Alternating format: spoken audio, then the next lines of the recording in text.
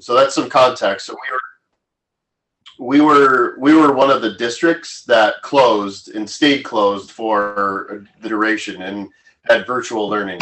And so we opened this year with the idea that things would be relatively back to normal, and they're not. And so we are living in a split screen reality of having one foot in the world of teaching during a pandemic with unexpected quarantines and absences due to illness, and all of the things that go along with infection mitigation, keeping kids separate, isolated groups, broken schedules, all of the things that go with that.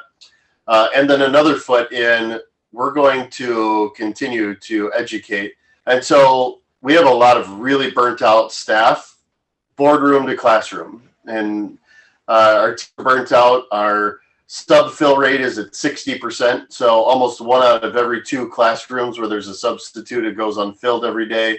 And there's just no subs. Like, nobody wants to come in and sub. And our regional partners are in the exact same situation. So it's not a unique circumstance for us. And so that feedback continues to bubble, and we've sat down and dialogued around what do we do now with this information. And so I believe in the next week or so, we'll be rolling out sort of a new framework for the work of teaching and learning moving forward. And it's going to be focused on three things. The first of which is teaching and reteaching what structured school environments look like. So a lot of kids have been on for a long period of time. They were exhibiting agency over almost all aspects of their life. They were checking their phone when they wanted. They were going to the bathroom when they wanted. They were getting snacks when they wanted. They were muting their video and sleeping when they wanted. They were participating when they wanted, right? And so you take students who for almost 18 months had almost complete autonomy and agency over their lives, and then you put them immediately back into a highly structured environment of a public school, and we're seeing all sorts of very interesting behaviors emerge as a result of that on both the teacher and the student side. And so going through a process of almost reconciliation and restoring our learning communities to a place of understanding what expectations are, what they're not, and this is adult and for student. This is not limited to just our kids. The second thing is a focus on attendance processing. So rather than focusing on the daily percentage of attendance, focusing on the processing of when a student misses school, understanding why they're missing school, and putting the appropriate support structures in place. So making sure that healthcare is provided, using community school partners to help us make connections to food distribution, et cetera, if they're a family in need of nutritional services. And so again, not focusing on the percentage of attendance, because that will, depending on the next variant and the number of outbreaks, that's out the window, right? But what can we actually focus on in attendance, and making sure that when kids can attend, that they're supported in school, but when they don't attend, how can we support them at home? And that also means, what I talked about last time as well, wireless and devices, so we can make sure that there's continuity of programming if they're not physically present in our building. And the third thing is changing and shifting our focus on academics. And so one of the things that we recognize in Sun Prairie is historically kids come in at about 70% at grade level on their initial spring assessment. And so, we want to see generally students grow academically, 1 year's growth in 1 year's time. So that's sort of been a simple way to talk about it. What we have seen is, as we've given our assessments, our universal screening assessments that are required for RTI, or in Wisconsin it's MLSS, we're noticing that we have 15% proficiency, 30% proficiency. No school is above 60% in any particular grade level. And so what we're seeing is that the need in the universal classroom space has to shift. And so instead of saying these are fourth grade kids by age, and in fourth grade we teach these standards, it's rewinding the tape and going back to focus on missed standards from as late as second grade all the way through third grade.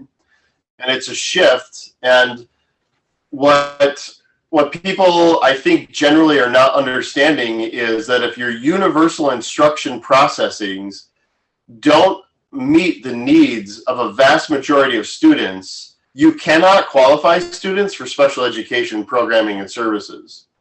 And so one of the equations that we've tried to wrestle through is if we can't qualify students for special education, what does that mean about how we would go about our work? And viewing, it's a very thoughtful, progressive shift from viewing RTI as an on-ramp to special ed versus RTI as a model to grow academic skills and abilities, and being significantly more diagnostic around specific need while shifting the focus in the universal, especially in literacy and math, and then while also providing engaging experiences. So taking all the things that we've put on teachers' plates, taking all the work that they've done to get ready for this year, and basically sifting and winnowing it back to just a couple of really fundamental things. So that's been our big shift.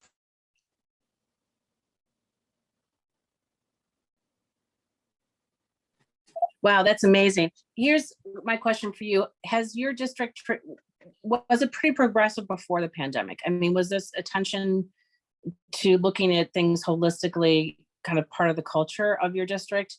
Is this something that's coming from your superintendent? Is this the norm in other school districts around you? I know my feeling from Wisconsin in general is it's been a little bit more progressive than we are here in Illinois, in terms of providing different kinds of alternatives to kids for education. So I'm just curious as to kind of the context that you're working in your district and around you. So I would say that we've been progressive in thought and not necessarily in action. And so this is one of those moments, an inflection point of sorts, perhaps, that is forcing our system into new ways of thinking about the work that will manifest in new actions in the work, right? So instead of like, oh, we should, or might, how might we, or could we, it's actually shifting into practice. But to situate this in the larger context of Wisconsin has been viewed as fairly progressive with education, I think because nationally, Wisconsin always ranks in the top 2 or 3 states in terms of like ACT test scores. Well, we have to recognize that of the 424 districts in Wisconsin, a vast majority of them have very, very low percentages of non-white diverse students, high percentages of poverty, but that's mostly in like rural because we're mainly an agrarian economy in Wisconsin. So just by land mass, it's mostly rural, it's mostly agricultural. And so Wisconsin actually has the biggest achievement gap in the nation. And so if you were to ask people, what's the largest black and white achievement gap or black to white achievement gap in the nation? People I think would probably name, state in the deep South. And the reality is, Wisconsin fought for the Union. How could we be racist, right? How could you have these gaps? And yet the reality is we have the largest achievement gap in the country. So, I would say that progressive moniker is probably not earned by most systems. This is fascinating. Does anybody have any questions for Kurt so far about this? I'd be curious to know what you all are thinking.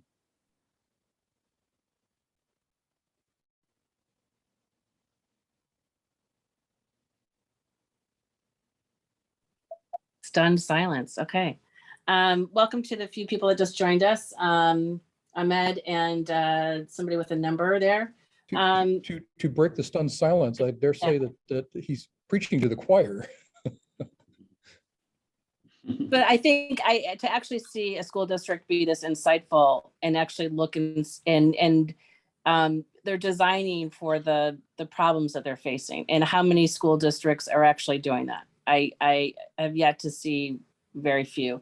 I feel like schools are traditionally reactionary, and the pandemic has made it so. And I think the idea of stopping and thinking and looking at the data and saying, what is this telling us, and what are our three big needs, what are our top needs right now, and how are we going to allocate resources to that?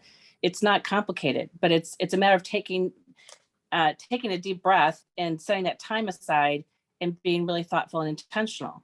And I think that's just amazing. So how, Kurt, how are you going? So the three buckets are, one is are the right supports in place? The other one is thinking about relearning or catching up. I guess I can't remember the first one was. And the third one is if kids are, if I've got this correct, are kids, what's the continuum that kids are on in terms of their skills? Not looking at it as grade based, but looking at it as an overall continuum for the kids. Is that kind of the right way to look at it? Yeah. So I mean, I might reframe one of those as teaching and retail. I mean, I hate the phrase PBIS, and I don't like that's. But if you were to couch this in some way of thinking about, this work in a lot of places that aren't this group, I would, I think a focus on like helping our students and staff sort of unlearn and relearn, behaviors on what it means to like live and work in the same place together in a school. That's just something that for 2 years didn't exist. I mean, think about if you had just learned a language and you were immersed in that culture, and you were pulled out of that culture to speak a different language, maybe your home language, for 2 years, and then you were put back in, it would take some time for you to get caught up with those language skills and the nuances and the innuendo and the ins and outs of participating in that culture. And I mean, that would be a metaphor that I would use. We had none of these. Our teachers were working from home, and they also had full agency, right? Like some of them have talked about, like, I can't wear pajama pants every day, right? There's just new ways of thinking about teaching and learning, and you've got one foot in both realities at the same time. So yeah, it's I think teaching and reteaching, or learning and unlearning, just what it means to be in a school again. So what kinds of activities can we all think about? What a school, and maybe Kurt can offer up what they're planning in terms of rebuilding and rethinking school culture, and in terms of fostering student agency? What are the kinds of things that schools could do, and do they actually need funding for it? That's another question for me. Does that require money being spent? I have a question. Hey, Kurt, have you noticed any good attributes come for transition? Actually, yeah. So, we have been like tilting at windmills, to quote Don Quixote, around grading practices for years. And during the pandemic, we got rid of final exams and semester exams, and we did not hold students. We basically held students harmless for missing work. And those things have now been memorialized in our grading practices. So there's no more final exams. Classwork is,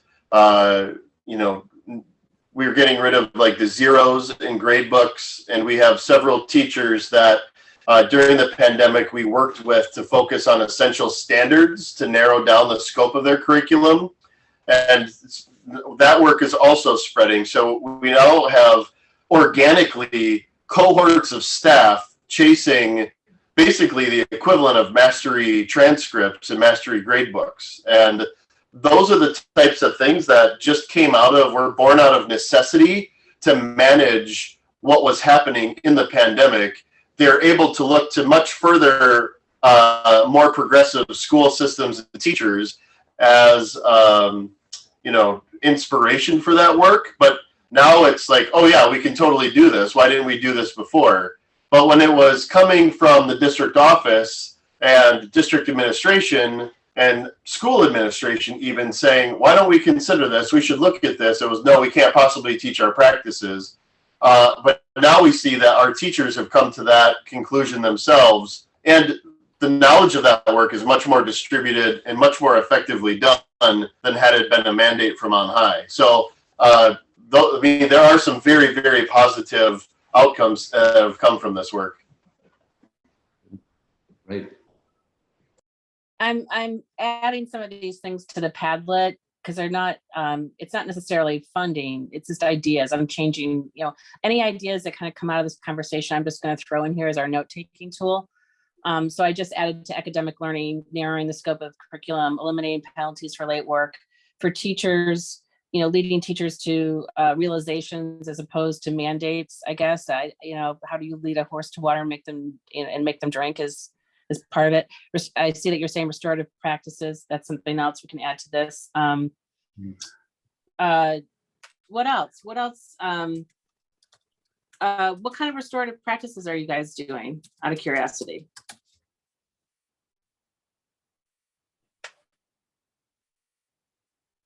Kurt, you said restorative practices. What kinds of practices are you doing? So I first and foremost, instead of immediately going to a consequence, it's conversationally based. So, what did you do? What was the purpose of your action? What were you trying to communicate, right? Like behavior is really a form of communication. And so, how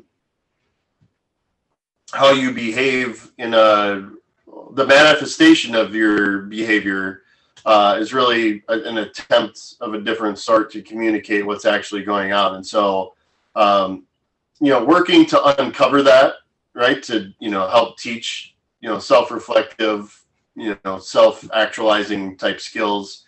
And, sometimes we haven't been together in a really long time, and we need to just talk about it because the way you talked to me, teacher, made me feel like this, and I behaved in response in this way.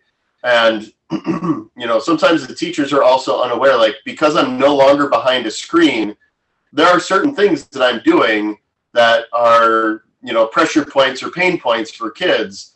There's things around tone and volume, pace, etc., in the ways that people communicate that, can be frustrating to a lot of people. And so now that we're face to face, how do we respond? How do we act? Like, I used to be able to sigh loudly and roll my eyes with my video muted when I heard something I didn't like. I'm still doing that, but you can see me because I'm 5 feet in front of you now, right? So, talk to us about like what's behind this, right? And moving to a space of community building and mutual understanding instead of, you were disruptive, get out of my class sort of thing. Are you purchasing, back to the funding piece of it, are you purchasing time with, outside organizations that help you with this? Or is money allocated to a salary for somebody who's in charge of diversity, equity, and inclusivity? How are you, I'm really curious as to how you. Yeah. So, well, I would say both. So we have a director of equity and systemic inclusion. So we do have a DEI director on site who, is in our system permanently. But we've also intentionally, especially at the secondary level, hired administrators with this particular skill, background, and training. And so a lot of this work is fairly homegrown. So no, we don't consult with outside people. We could, actually one of our former principals runs a restorative justice, restorative practices company. So that would not be foreign at all to us to do that, but we haven't needed that yet. because you have it internally built Yeah, in. we have internal. Yeah, we have internal coaches and internal administrators and teachers that know this work and have been trained in this work. Okay. Okay, that's anybody.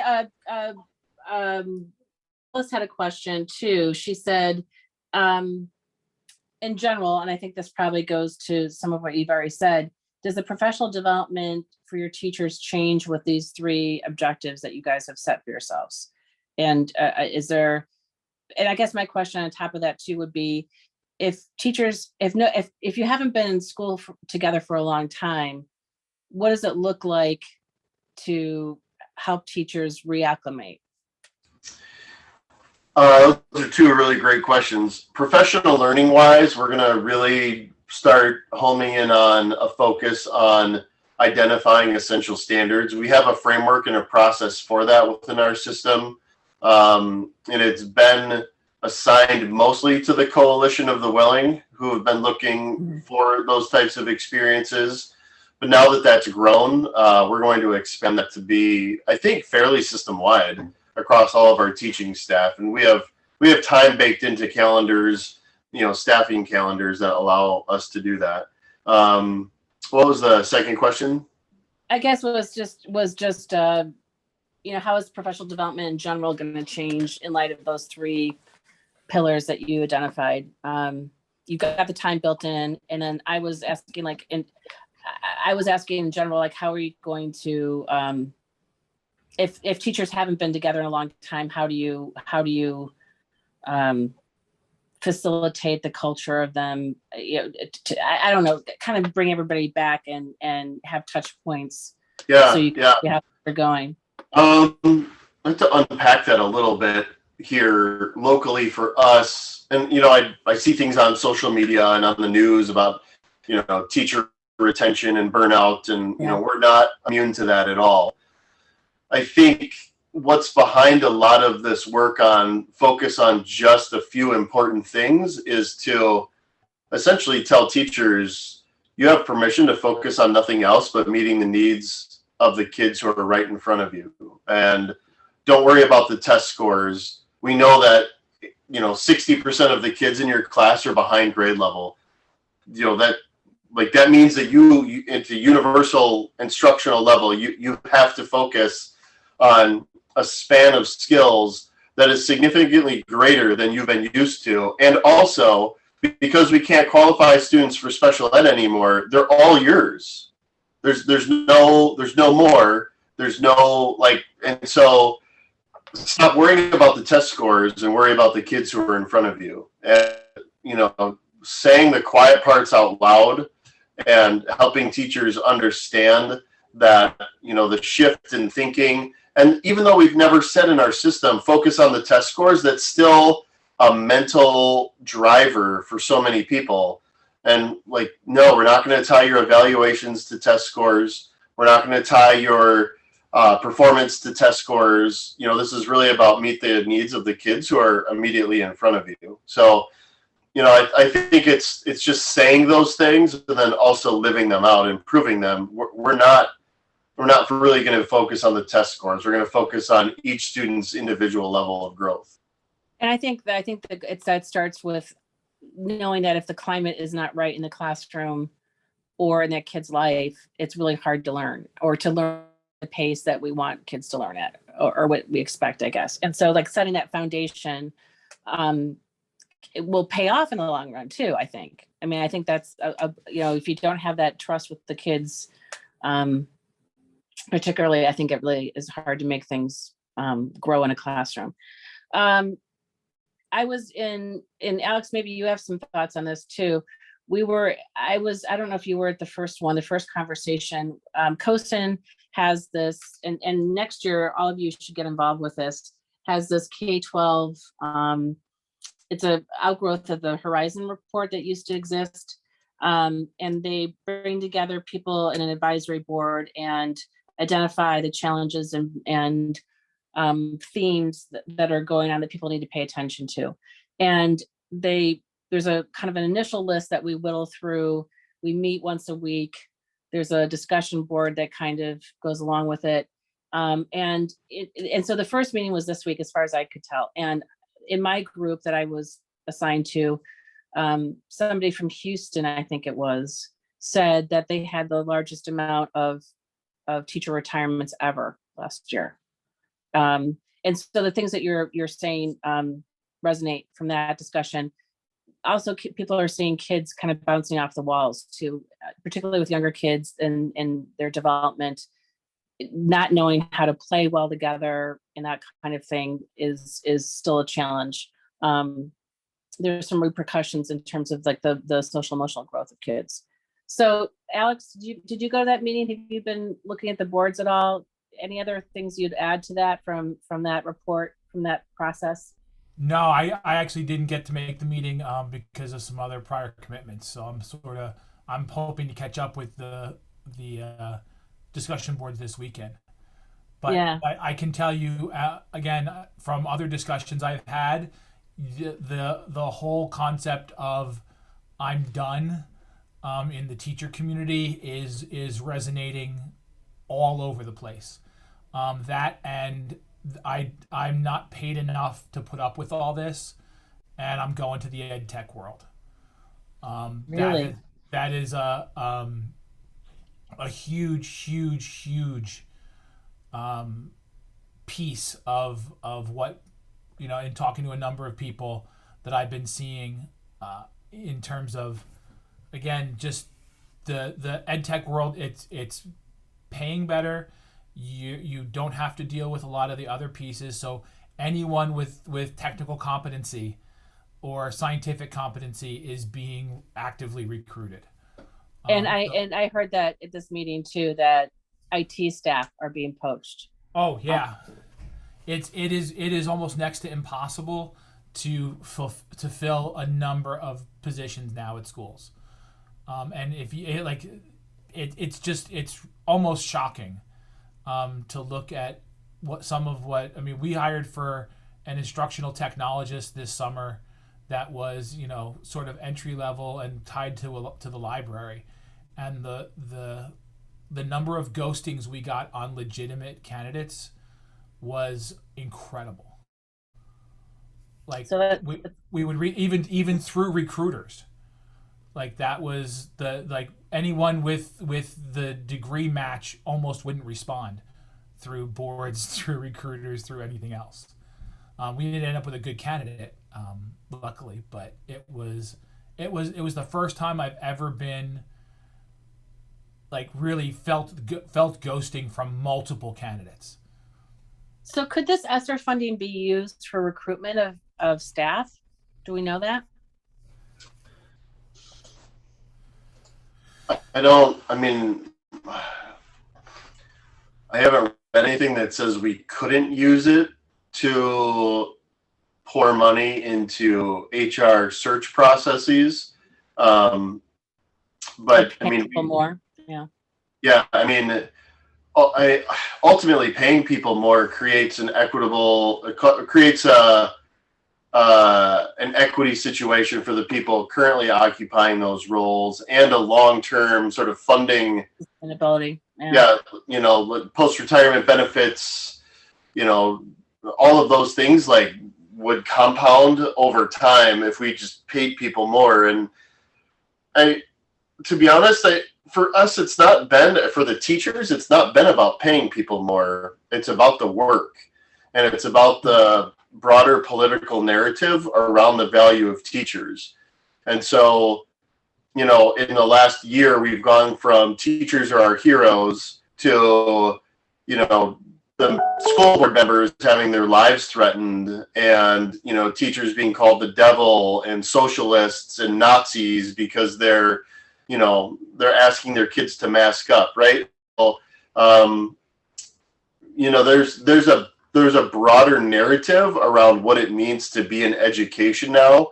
And I don't know where everybody's from on this call, but at least here, every single night, there's a story on the news about some board member who was accosted, some board meeting that was taken over, some teacher that got sick and died, some kid that got sick and died, right? Every single night, there's a news story about school, and it is it is about as the worst it could possibly be when you're talking about public education. So, I mean, if I walked up to a teacher and said, "I'm going to increase your salary from 50,000 to 100,000," I still think the people who are willing to leave are looking at it from a value proposition standpoint that has nothing to do with dollars and cents. Yeah. So it's yeah, and I was at a Cubs game last weekend, and I sat next to a first grade teacher who from Michigan, and she's completely spent at the end of the day. So the other problem is too, if you want to do any professional development with teachers too, they're exhausted, their kids are squirrely. How can you do anything at the end of the day? I don't know what that noise is. It's not me. Anyway, I don't know how we can, I wonder how we can, we talk a lot about here in this group about inspiration, and how are we going to inspire anybody if they're completely spent? Like, where do we start to kind of rebuild teachers and have them feel better about this? Is that, I don't know. And I guess I'm concerned about that. Where do we start helping schools rebuild? What would be our advice to help them get going? And Don, I'm kind of looking at you. Where would you go with this in this climate? Where would you start? You have lots of ideas. I'm going to put you on the spot.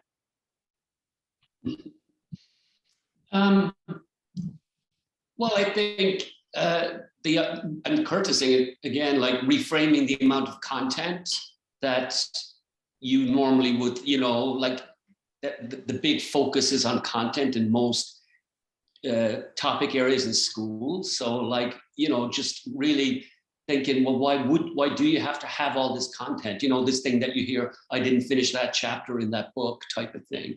Like that's that's time, because which is good, because I noticed in the school where I'm teaching entrepreneurship, they've given the students a lesser load, and hence the teachers as well. So the schedule is shortened. So like, let's say instead of if you normally met a class 3 times a week, it's 2 times a week. So they are doing things like that I think are helping faculty and students to ease them back in. So that would be one thing off the top of my head, reducing the amount of content, reducing the amount of contact time, maybe as well.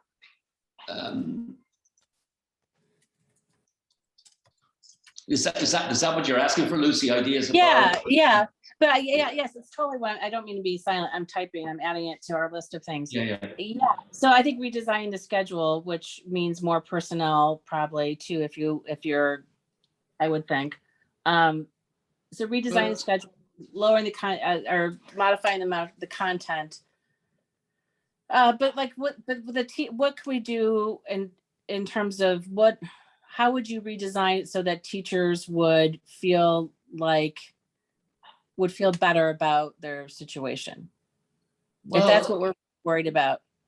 Well, you see, that's why I asked Kurt the question about like what were the good attributes, because Kurt, remember you said that the teachers sort of like, if this was top-down driven, it would not have happened, but now it's happened. I think that's a really interesting area to study psychologically as to, because like, how could you create or design something so teachers felt that was their idea or they were doing it?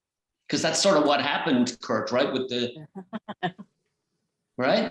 So that is like a really interesting space to look at.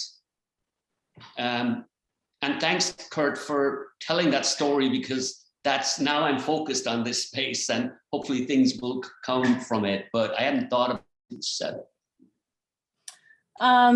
Yeah, I think one of the other tension points here in this conversation is there's this narrative about all things that are bad about education that I just shared, but the opposing narrative is this affinity for the pandemic needs to change all things about school. How are we going to leverage this opportunity?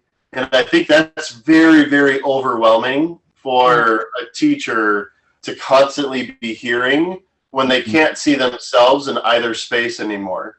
Like what my current reality looks like, I don't want anymore. But that future reality, I have no idea what that looks like either. And I really can't see myself in either of these spaces.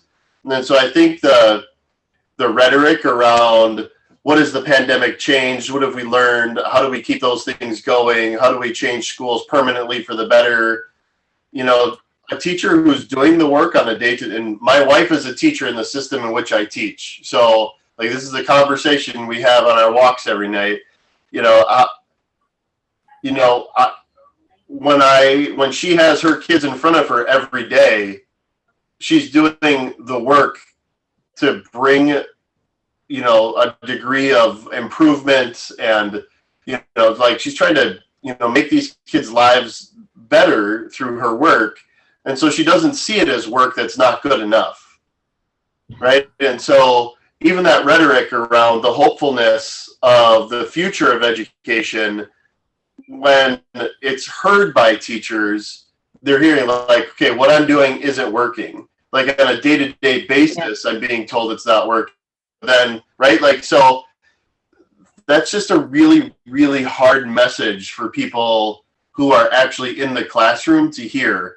And I don't see on social media a lot of people who are actually in classrooms talking about this. These are like edu celebrities like George Couros and Eric Schenecker and Katie Martin, and like, great, that's awesome, and they put good content out, but they're not in the classroom. There's not people on social media talking about, who are actually teachers, talking about, the future of education. They're talking about getting through today. Yeah. So it's kind of deficit.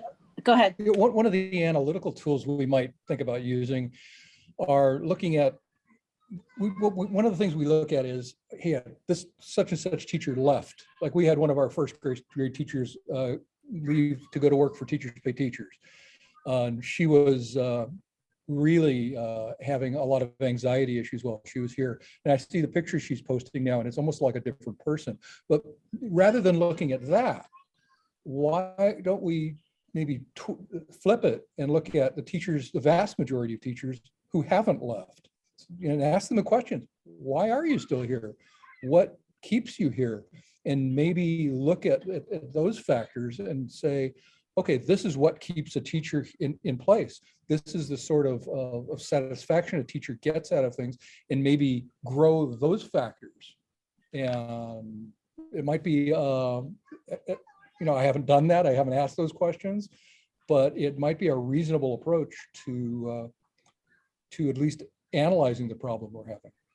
I love that. That's great. I can jump in. This is great conversation. I'm happy to be a part of it. So I wrote down a couple of things, and one of the things that I wrote down sort of was a thread through the conversation, but it's almost like we in education have experienced this parallel pandemic.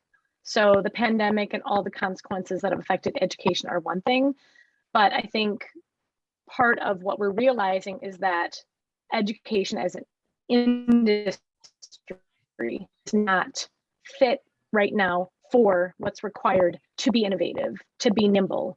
And so, we have a lack of a process for local innovation or local problem solving. So when we're faced with these multiple pieces over the last couple of years, it's left us paralyzed.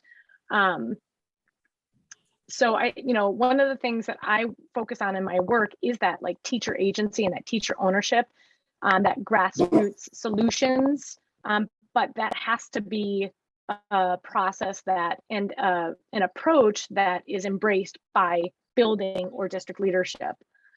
So I feel like this, what educators were faced with left everyone at a loss for how to move forward at both a local and a national level. And so I think that's really, so I think Lucy, to your point about like funding for innovation, I would actually say let's take a step back, because what does innovation look like in our schools, and what needs to be addressed about that current process? Because right now it's not nimble, it's not innovative, it's really a bureaucracy, it's committees deciding things. And so I think we have to take one step back further.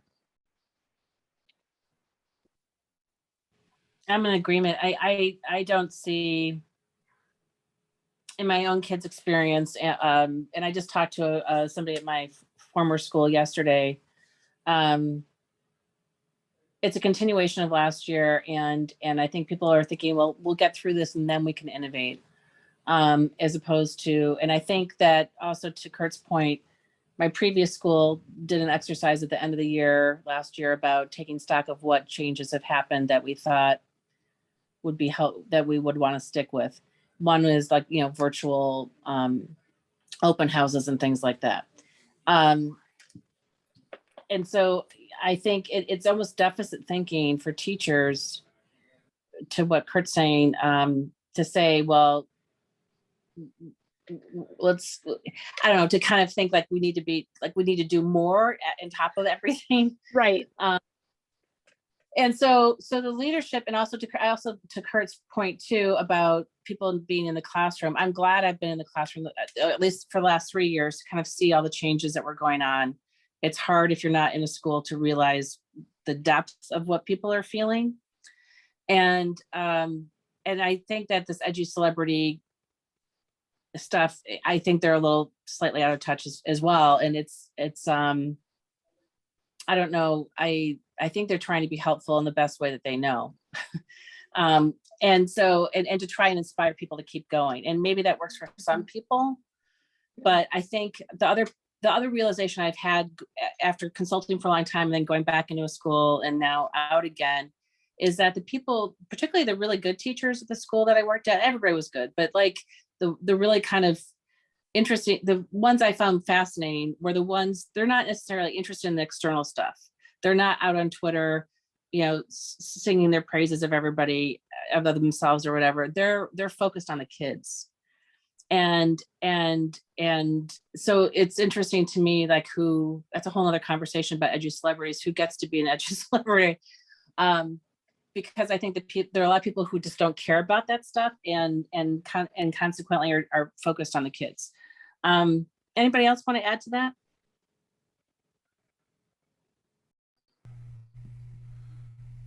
I wanted to add in a few minutes ago, but I had to jump out to help my CFO with something.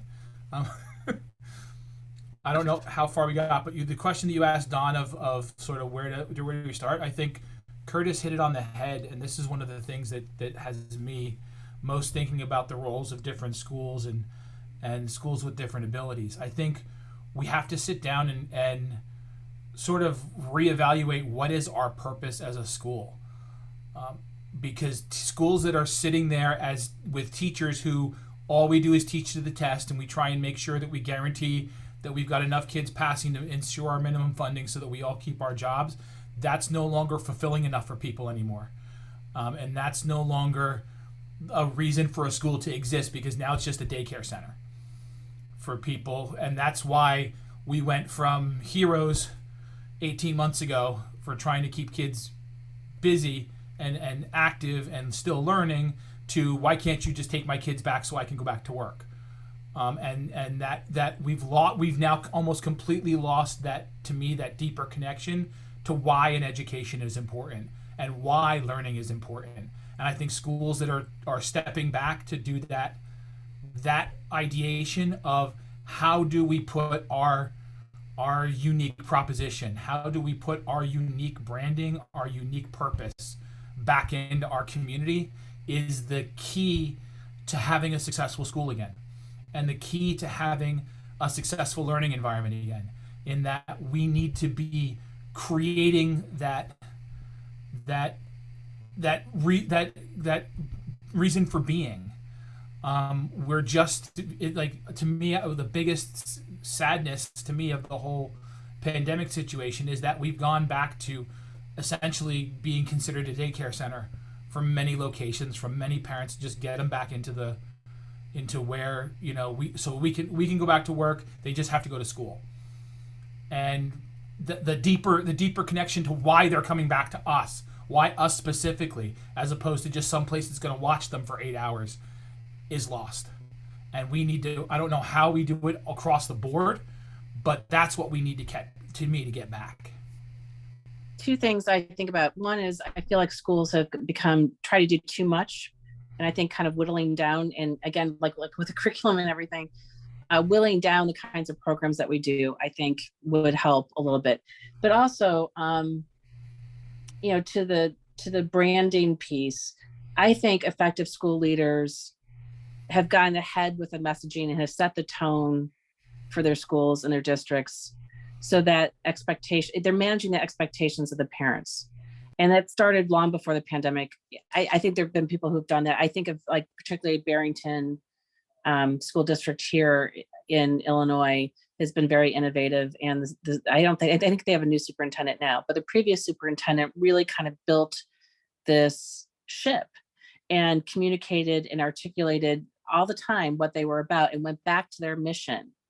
I also see in the independent school world too, somebody who was that was talking about in that article that Sanjay wrote, Don, he talked about this there's a group in the independent school world called Oasis, and the head of it wrote an article saying that your constituency should know what your mission is.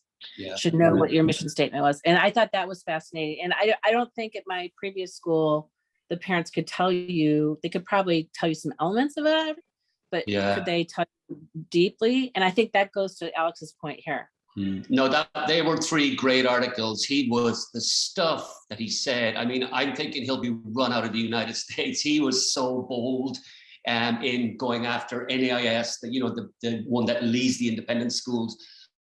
Like it was all chunked up. The tech directors were Atlas, and he did this survey as to who. Do people know their mission? And it was a tiny percentage of parents. It was scathing. Yeah, it'd be interesting to see the outcome. But he made very interesting points. Let me see if I can find it. I'll throw it in the chat. Did I send it? See, I have one of them that you sent me, and I just put it in there. And okay. So the other thing too is that is independent schools. I think there's some opportunity, and I've never seen anybody really. The only school I've ever seen have a conversation really is Punahou in Hawaii with public schools. I know that they would put on events that public school teachers could come to, and there was a partnership there. They felt like it was a big part of their mission to have a public-private partnership. But in general, there's not been a lot of conversations about private schools versus or in tandem with public schools. And and I've worked in both, and independent schools they're smaller, so they can be more agile. The working conditions sometimes are a little bit better, maybe not necessarily the pay. But they tend to, like the New York City independent schools where Don is, tended to be very competitive with each other because it seemed to me in terms of innovation, because there was such a market there for them. Anyway, my point being is that I think there's some practices from this independent school world that could be adopted by public schools and vice versa. And if anybody's interested in looking into this, there's the NAIS has these principles of good practice that they put out, which are these monographs of kind of things that they see as being effective in certain areas of school governance. But I think I wish there were more conversations about how the two different kinds of schools could learn from each other.